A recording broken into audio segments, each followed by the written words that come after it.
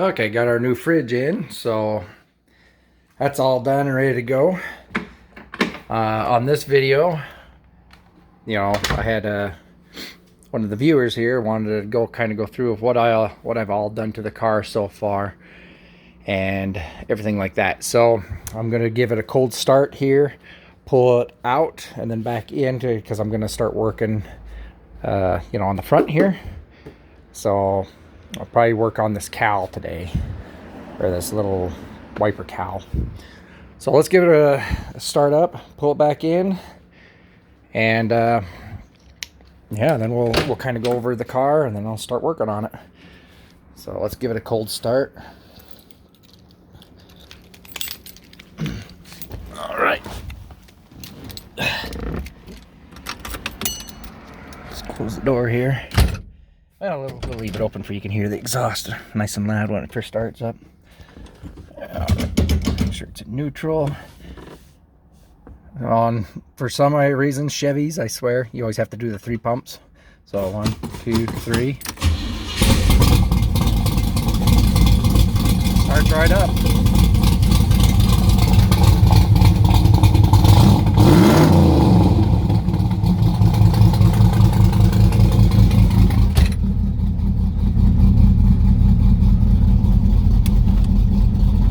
So this is one of the first things I did. I replaced the gauges with Dakota digital gauges, so you can see how those are.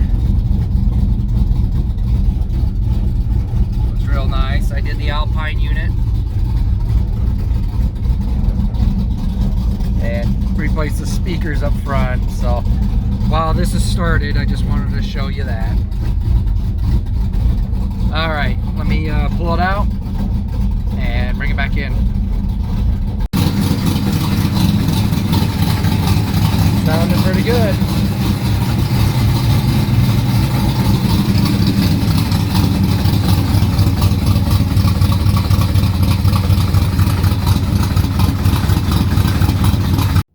Okay, since I'm inside, let's start with the interior. I replaced my steering column, so now I have that tilt up and down, so I can move up and down, and it's a whole new one from I Did It steering column. I already had to fix the hood release because it was broke when well, it wasn't on there very well, so I got a new hood release and run the cable through there. Replace the gauges with Dakota digital gauges. I like these a lot, make the car so much more enjoyable.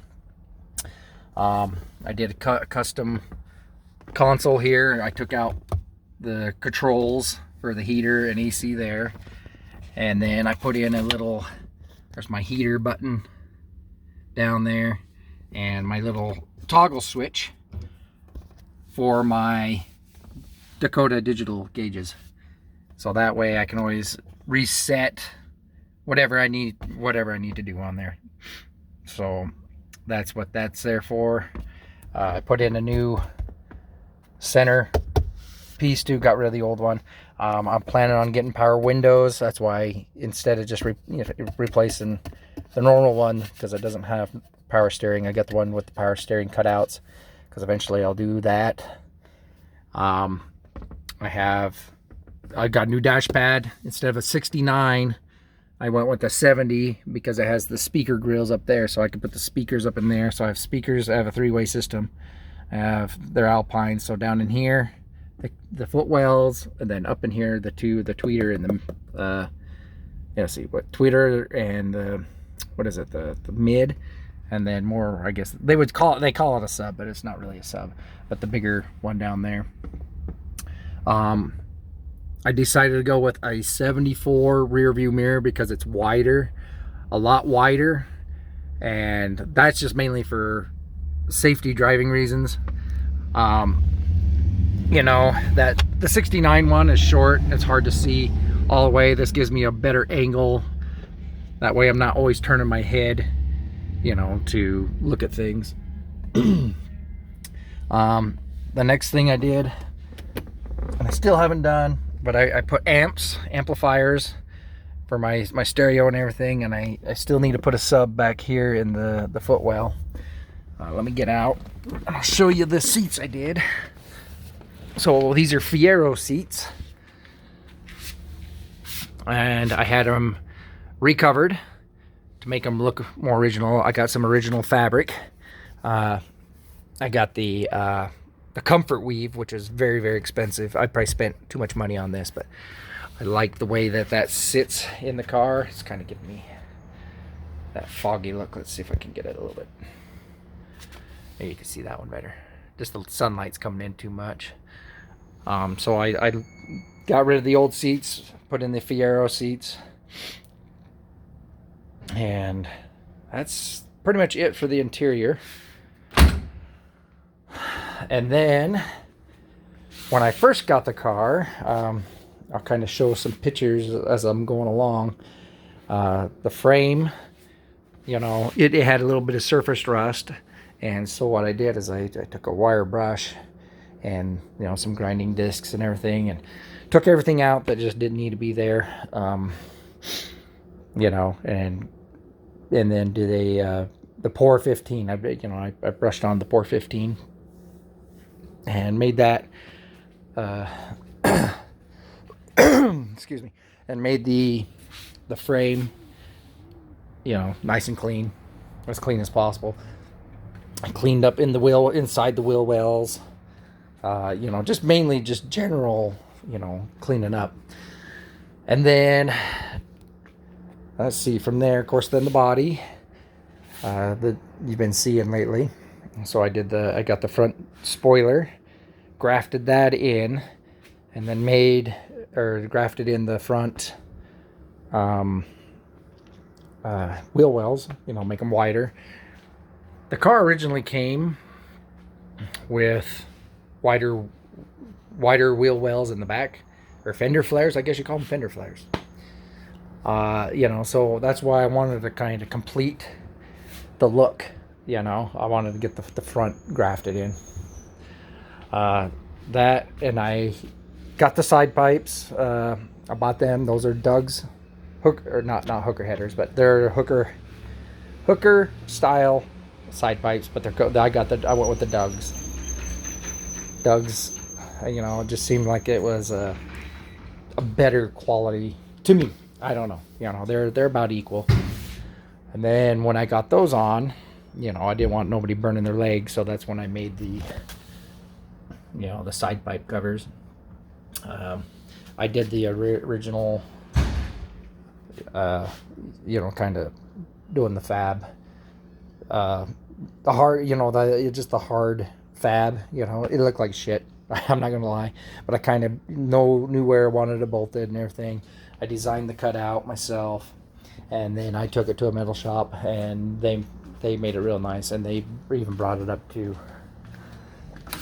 you can kind of see, brings it right up to the door, so it fits just really nice and tight. It looks like it's part of the car instead of a,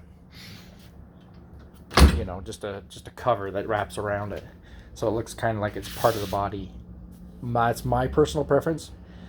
I like it that way. You know, I wanted something a little more different, something, you know, something different. And I like that, and I wanted black to contrast the chrome. This car really needs to get detailed one day. Replaced the original radiator with the aluminum one. Did the the chrome alternator and all the chrome bits there. Did the Wildwood brakes down there. Let's see if you can see the brake calipers and that. So all new Wildwood system.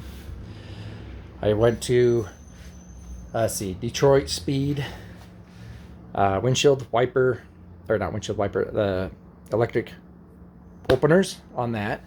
That way I got rid of all the vacuum. Same with this. I have a what's it called? Detroit Speed, you know, opener Not for this, but for the windshield wipers, it's a select speed. And then I have another switch that just opens this up. You know. And then I did a new carburetor. With the Holly Avenger series. And because the other one caught on fire, it was giving me problems. Thought I could rebuild it, have somebody rebuild it. It's still just, it was junk. So, yeah, whatever, you know. When I first got the car, it had no badges. I liked the badges and stuff, so I bought all the badges, re-drilled the holes, and, you know, had the Stingray emblems and stuff that, of course, I'm working on right now. But I like the badges myself. Some people don't, or whatever. Okay, and then, let's see.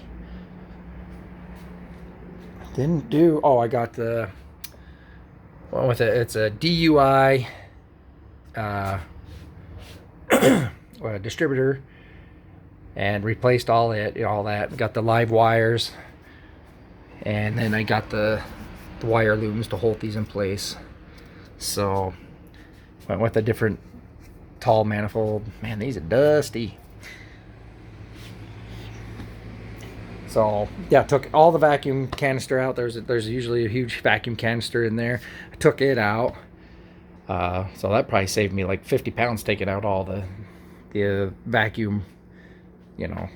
And then you can see this is a smaller windshield wiper, you know, motor. And then replace the shocks, but they're just with standard shocks. They're nothing. I'm not going too crazy because I want to redo the whole suspension. And then, of course, the back here, kind of doing the spoiler, and then grafting on the hood. Added the Corvette insignia in the back again because that was missing. And yeah, just little things like that. And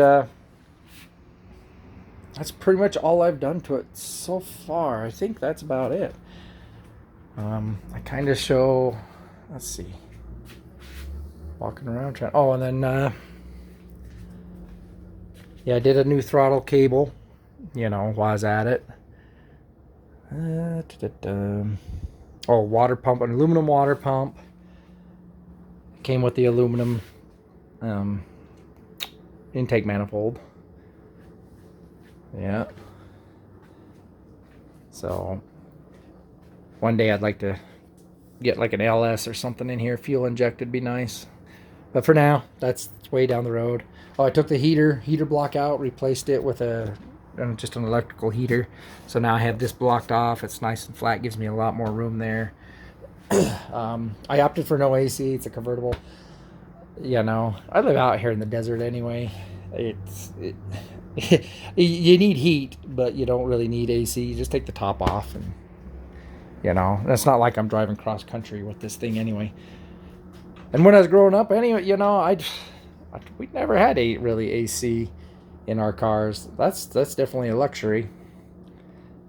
Maybe if I win big the lotto or something, maybe then I'll, you know, add like a vintage air or something. Yeah, but that's pretty much it. Yeah, that's pretty much it for that I've done so far. It came, when I bought the car, it came with this engine. It was running like shit. And I think it was mainly the carburetor for ever and ever and ever, but yeah. It has some get up and go. You know, I don't know exactly what they did to it and everything, and you know, whoever had it before me installed it. And so that's just some things you get. You know, some people just do something, and then the guy I bought it from, he was more. He bought it because he wanted to just have somebody just kind of restore it and then drive it. But then he was selling this one and then a 65 Corvette.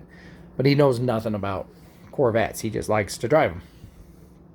So, you know, I like the 65, but out of my price range for just the initial car.